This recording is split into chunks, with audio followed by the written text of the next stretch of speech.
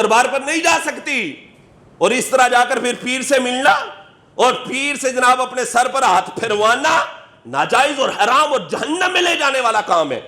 سوچنے کی بات ہے یار، حج اور عمرہ پر عورت بغیر محرم کے نہیں جا سکتی، کتنا بڑا کام ہے۔ عورت پر حج کے فرض ہونے کے لیے ایک چیز یہ ہے کہ اس کے ساتھ اس کا محرم ہو، اس کے ساتھ اس کا محرم ہوگا تو وہ حج کر سکتی ہے۔ اگر عورت کے ساتھ اس کا محرم نہیں ہے تو وہ حج نہیں کر سکتی۔ محرم کا جانا ضروری ہے، بھائی ساتھ جائے، والد جائے، اس کا شوہر ہے تو وہ جائے، چاچو ہے تو وہ جائے، ماموں ہے تو وہ جائے، بھتیجا ہے تو وہ جائے، بھانجا ہے تو وہ جائے، یہ محرم ہے عورت کے۔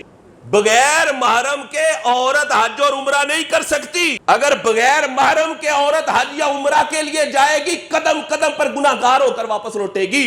ہمارے یہاں جناب ٹریول ایجنسیوں والے جناب ٹور دیتے، کہتے ہیں تیرا محرم ہے، چل جھوٹے محرم بنا کے چلا دیے جناب، کہتے جاؤ جاؤ عمرہ کر۔ جنانیاں بڑی خوش، میرا ویر بن گیا، میں جناب عمرہ کرنے چلی ہوں۔ یہ عمرہ ہو رہا ہے، عمرہ نہیں ہو رہا، یہ گناہگار ہو رہی ہے، گناہگار ہو رہی ہے۔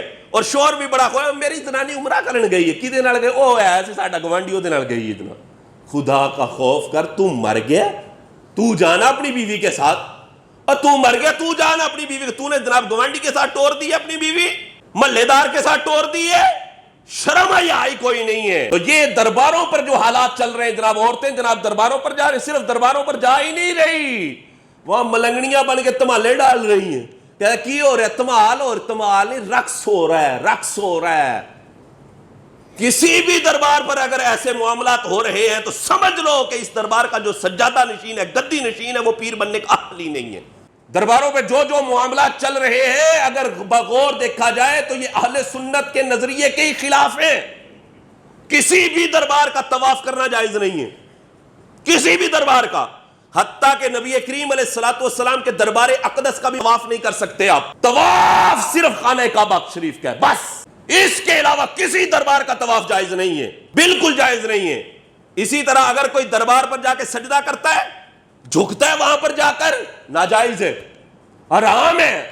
اگر عبادت والا سجدہ کسی دربار کو کر رہا ہے تو کفر اور شرک ہے، اور اگر تعظیم کی نیت سے سجدہ کرتا ہے تو حرام ہے، نہیں کر سکتے۔ ہماری شریعت کے اندر اس کی ممانعت ہے۔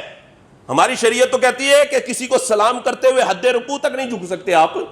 ہاں، اگر آپ کے والدین ہیں ان کے ہاتھ چومنے کے لیے اگر آپ جھکے ہیں تو پھر تو درست ہے، یا کوئی عالم دین ہے اس کے ہاتھ چومنے کے لیے آپ نے آگے ایسے بڑھے ہیں پھر جائز ہے۔ ویسے ہی سلام کرنے کے لیے حد رکوع تک جھکنا ناجائز ہے، آپ نہیں جھک سکتے۔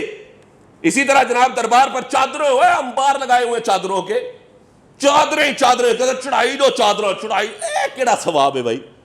اس میں کوئی ثواب نہیں ہے۔ امام اہل سنت نے فتاوی رضویہ شریف میں لکھا، فرمایا اللہ کے ولی کے دربار پر ایک چادر کافی ہے بس۔ اسی طرح درباروں پر جا کے جناب منتیں مانی جا رہی ہوتی ہیں، حالانکہ یہ شرعی منت ہے ہی کوئی نہیں ہے، شرعی منت ہے ہی کوئی نہیں ہے۔ منت صرف اللہ کے لیے ہوتی ہے بس، جو شرعی منت ہے وہ اللہ کے لیے۔ یہ جناب دربار پر جا کر کہہ رہی ہوتی ہے میں جناب منت منی ہے تھے تاگا بننا گی، کڑولی چڑھاواں گی، چادر چڑھا دیاں گے، یہ ہو جائے گا وہ، یہ سب منتیں شرعی نہیں ہیں، یہ درستی نہیں ہے۔